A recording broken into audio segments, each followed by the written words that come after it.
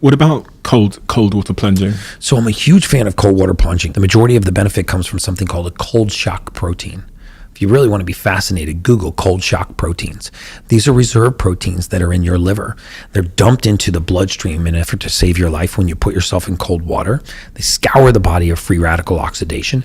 They increase the rate of protein synthesis, muscle repair. They are free. You get them when you put yourself in cold water.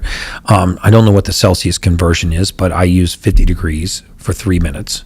Minimum, 6 minutes maximum. Cold. Yes. It's actually not that cold. I mean, I see people getting in 37, 38 degree water. There's no evidence that I've read that shows that colder is better. You get a peripheral vasoconstriction, so it forces all the oxygen into the core and up to the brain.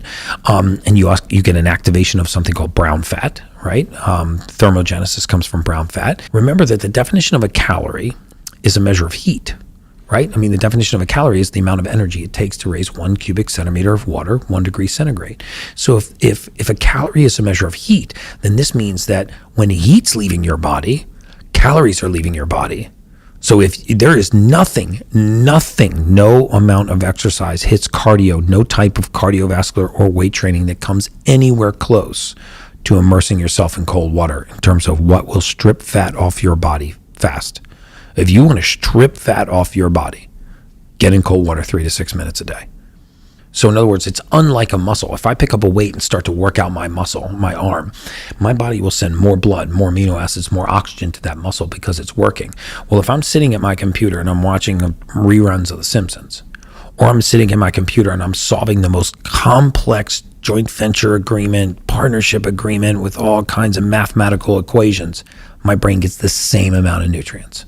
Same amount of blood flow, same amount of oxygen. So it eats the same meal, whether or not it's in a dead sprint or whether or not it's just chilling on the couch, except in deep sleep and when you're in cold water, because it's forcing the oxygen up to the brain.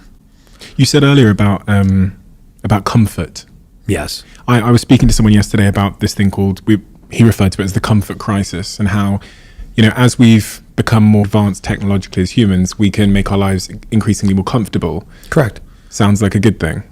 Terrible.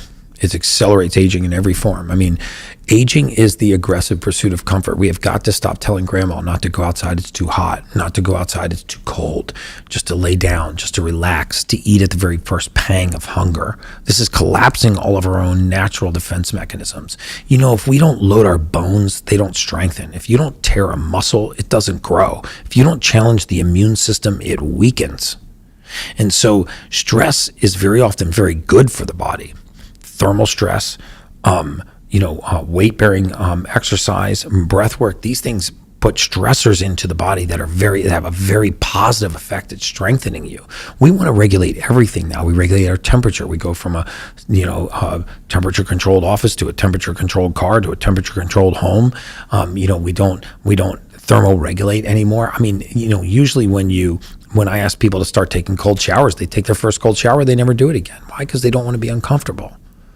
And so when you learn to deal and become comfortable with being uncomfortable, this is like a metaphor for life. You're trying to remain calm and focus on your breath while your body's in intense pain. Now, you're not in any risk, but your legs and your hamstrings are firing and you're sweating and you're shaking and you're doing this thing that's called the candlestick, but it's really painful. And if you can maintain calm and breathe through a situation like that, what happens 4 hours later when you get a nasty Instagram message? Nothing. It doesn't shift your mood. And if we don't learn to control our emotional state, we will never control our future.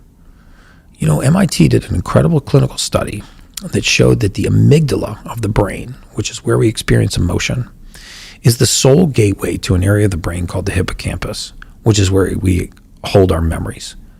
So just imagine that the emotional center of the brain is the sole gateway to the memory of the brain.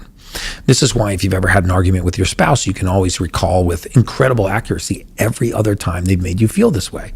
You did this on September 21st. You did this when we were on the boat with my boys. You did this at, our Christmas holiday party 4 Christmases ago, because that emotion is linked to that memory. So you can recall that memory very accurately. Well, our memory, our hippocampus, is what projects into the prefrontal cortex. It determines our future. It's our conscience. So this means if emotion is the only gateway to memory, and memory projects to our conscience, which is our future, this means that your current emotional state determines your future. That's a biophysiologic fact. Like, they don't respect me around here. I'm going to have a stern talking to management today. You know what? Mary better not run into me today because she doesn't respect me. You can just start going through all the negative things about the office. The office didn't do anything to you. So how do I prevent changed that? You learn to control your emotion. How? Well, first you start by putting the right nutrients into the body that allows you to achieve elevated emotional states. First it begins by having the right raw materials, but this is just taking you back to the cold plunge. If you can start your day in an elevated emotional state, if anybody listening to this has ever really done a cold plunge, tell me if you were ever in a bad mood getting out of a cold plunge. Just try to be in a bad mood getting out of a cold plunge. They say if you want to cure depression, push somebody in cold water, and it's so true.